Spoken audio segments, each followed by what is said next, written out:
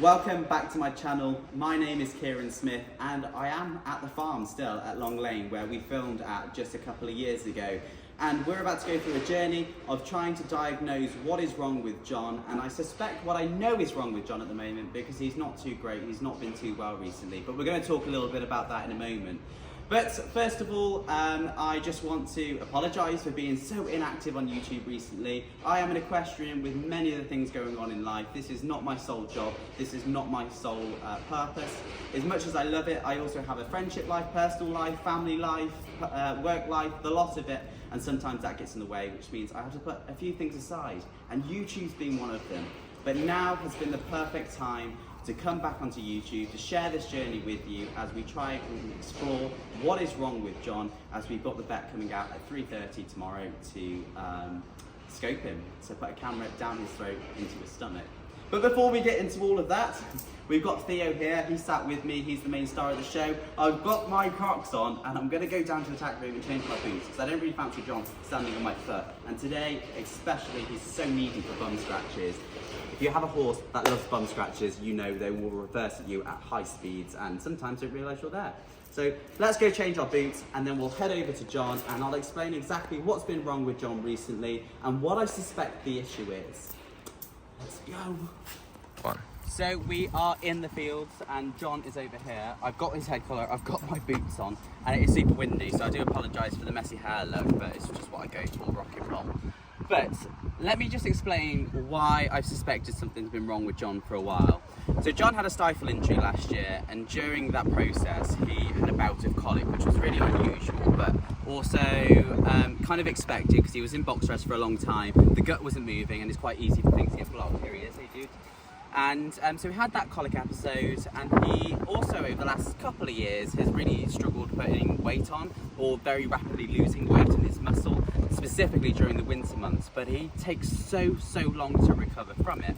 So ever since that first colic episode, we move a few months on to, I think it was around March time, he colicked again, but it was quite bad. He was very dehydrated, he was in a lot of pain and he wasn't coming around from the colic at all.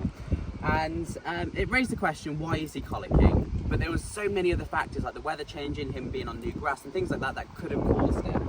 But just overall, I found that he's very lethargic, he's a very relaxed horse anyway, but almost lethargic in a way where I suspect something's wrong. And along with the weight loss and the muscle loss, him being lethargic, there was just something about his energy and about him just living life that I was like, I'm not entirely sure I feel happy. We went show jumping a few weeks ago. He did really well. We came first and sixth, which was amazing for our first time out for a long time and since his stifle injury. But I tightened the girth for the first time quite tight. I ride with quite a loose girth. I tend to balance myself out quite well, so I don't have to, yank it up, and you shouldn't have to do that anyway. But for the first time ever, I tightened it up quite a lot because we were going to be doing a speed round. And it was the first time that John had ever turned around and looked and responded to the girth being tightened up. I also noticed whilst tacking up that he was moving away, he didn't want the girth to be done up, he wasn't ears flat back, he wasn't biting, he wasn't kicking, he wasn't showing obvious signs of discomfort, but he was certainly trying to communicate something. So I started raising the question with the vet of, I suspect, ulcers. Now ulcers are, we'll explain ulcers in a minute actually, let's actually get inside with them. Fine. So I started raising the question with the vet that I thought that there was something wrong with him and that potentially that it could be ulcers. Now a lot of people, there's a stigma around, certainly was a stigma many years ago that ulcers, everyone was just jumping on the trend, but believe it or not, 1 in 4 horses now have ulcers and you tend to see it a lot in thoroughbreds just due to the nature of their sport. So I started to question ulcers and I started to really monitor his behaviour to see how he went. He still wasn't bouncing back from winter despite being on good grass.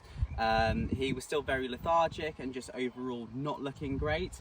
But I started to actually feel around his stomach. And I'm not sure if he's going to do it now for me, but if he doesn't, I do actually have a video where I did this last week and the other day. And he responded to it. So ulcers are, of course, they're based in the gut and in that area. And they're created from a build-up or excess acid in the stomach that can splash around and it can burn the stomach lining of the stomach itself, which then creates the ulcer. That can be brought on due to lack of forage, it can be brought on due to stress. Even if the horse doesn't show that they're stressed, they can still be stressed and not display any sort of signs. So There's many other things that cause ulcers, but those are the ones that I'm sort of going for at the moment. And specifically in sports horses, you see it quite a lot. But it's not just competition horses. Any breed can get ulcers, and that's why it's so important to be more aware about it. So I was feeling around his stomach to see what he was doing the other week. He was actually eating his feed, and you can see already in his eye, he's watching what I'm doing. And you'll see that he hasn't really got a soft look. Can you see that little head nod there as I'm stroking? It was very, very subtle. But you can see his eye's going a little bit soft there. But if I find the right spots, you'll see he has quite a stern look on his face, as though he's not sure, he's not comfortable. And actually, when he was eating his feed the other week, he stopped eating. And his eye went really stern. Like, there you go, you're gonna move away now. So straight away there, you can see there is a pain response. But what was really interesting is when I was feeling over this side, was that John actually turned back and he pointed out where the pain was in the stomach. This is Promise, by the way. She's John's field friend. She's very cute, she's very sweet, but she likes to get in the way, don't you, Paul? Anyway, so we'll see if he'll turn around now to me. You can see now he's looking back as I'm pressing in this area of the stomach. Now he's moving away. And that is a sign of discomfort, pain. It's a response to something he doesn't like. He's moving away, and I'm not exactly pressing hard, and he's going to turn around and see what I'm doing. He's not going to quite point it out, I don't think. But it was really interesting because he had turned around and he pointed out a specific spot on his stomach area, and then once I had moved to that spot, he brought me more forward, and that is why I suspect that John may have ulcers. Like I say, just because he's not trying to bite me, just because he's not trying to chuck me off, doesn't mean that I should ignore it. And the really, really important thing is when you have horses is that you must listen to them. They try communicating in a number of different ways. They don't quite think like we do, they don't share the emotions that we do, but they can certainly communicate with something. But more importantly, you should always remember, horses don't just do things for the sake of it. There will always be a reason behind it, and it's up to you to work that out or have a professional come in. And that's why, if you haven't already, you should really look into the psychology of a horse so you can understand and communicate better with your horse for their welfare and your welfare as well. Because there's nothing worse than having to deal with a horse that is bucking, rearing, whatever, and people go, oh, my horse is naughty. No, horse is naughty. They're responding to stress, they're responding to their environment, they're responding to pain, they're trying to communicate with something, and you have to work it out. So we're going to take John down to the stable. John has got to stay on box rest this evening, and we'll talk a little bit more about that once we get him down there. What he's not going to like is that we are going to have to starve him for 12 hours prior to his scope. But let's talk about that down at the yard. Do you head down, John? I don't think he's up for it. Promise says no. Both of them say no.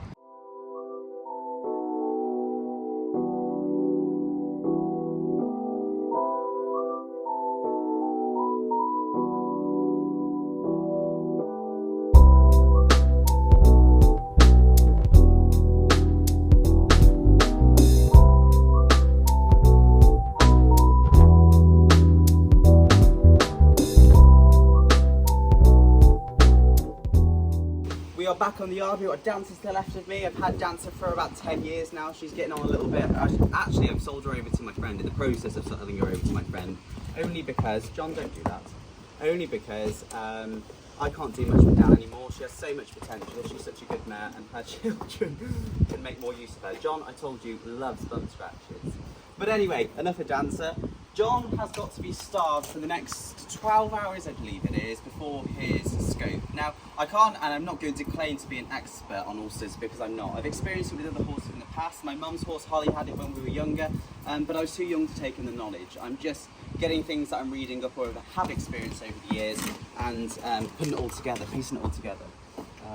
But anyway, so he's going to be starved so that the stomach's empty. The stomach needs to be emptied because they're going to be putting a camera through his mouth or nose, not quite sure which yet, I'll let you know tomorrow. Going to go down his throat into his stomach so they can see what's going on inside. They can see if there's ulcers present, or potentially if there's something else there that we're not quite picking up. If there's nothing in the stomach, then what I'm going to ask the vet to do is take some bloods, just to make sure there's nothing that we're missing whatsoever, because I don't think this is a horse that is supposed to be a poor doer. remembering that ulcers is caused by excess acid in the stomach. It can be due to lack of grazing or irregular grazing, stress, medications, exercise, certain feed types. I think it's high starch or fibre, one of them can cause excess acid. I'm not sure. Can you remember? No? But basically the excess acid, because horses are meant to be trickle feeders, their stomach's the size of a rugby ball, because they're supposed to be trickle feeders, sorry, they've got to have food constantly going through their system. So that's why they poo so bloody much. Got to have food trickling through all the time, and sometimes when that's not happening, that's when the acid starts to build up in the stomach, and that's when it starts to burn the stomach lining. So the process that I'm going to follow with John now is I'm going to put John in a stable with a hay net for the next couple of hours before taking it away, just to allow him to settle into the stable. I'm going to come down a little bit later on this evening to take everything away from him, and then tomorrow morning I will come down and, morning, afternoon, probably morning to muck him out originally, and then pop back down in the afternoon to take his water away from him. And the vet is arriving at 3:30. Fingers crossed the vet's going to allow me to document some of this process. I have asked their permission to see if we can get some of it because I think it's going to be super interesting. But they may say no. The main thing is John is the priority, so I can't let anything get in the way. So if I don't capture anything, I will certainly come and update you. But before I head off and end this video, John, I'm going to go fill him a hay net. You guys can come with me. We'll settle him down. And more importantly, guys, if you've got any questions, I feel like I've said more importantly a lot in this video. If you've got any questions, make sure you ask, or if you've experienced anything similar, hit me up, let me know, because I'd love to hear your experiences. Right, let's go fill a hay net. So we're coming towards the end of the video. It's now a countdown for when the vet gets here tomorrow. But just so you know, I don't at all claim to know that I know everything about ulcers or horses. It's just what I've been seeing and how I've been linking things together. I'm not necessarily using the right terminology, I may have got some things wrong. However, it might just help somebody out there who's going through something similar, who's doubting themselves, and they might see this video and think, oh actually, someone else is experiencing what I'm experiencing. And then tomorrow, when the vet arrives, it will be a learning experience for me, but also you guys as well, because they'll be able to give us the knowledge that we need and everything we need to know from the actual diagnosis to what that is. If it is ulcers, what's he got to have, and also what the preventative measures are moving forward, so how we prevent them from happening again. But now John's hay net's filled, I'm going to leave this with him for a couple of hours and then come down later this evening, take his hay net off him, and fingers crossed guys, tomorrow, it sounds really strange that I'm saying this, fingers crossed tomorrow I have a diagnosis of ulcers for John, or just something, so I can finally work out what's wrong with him. So fingers crossed we get something back and we can fix John, get him back to where he needs to be. But in the meantime, poor boy's gonna have to be starved after tonight, and we'll count down for tomorrow. See you later. He's already starving himself, he doesn't want it. That is also another symptom, lack of appetite.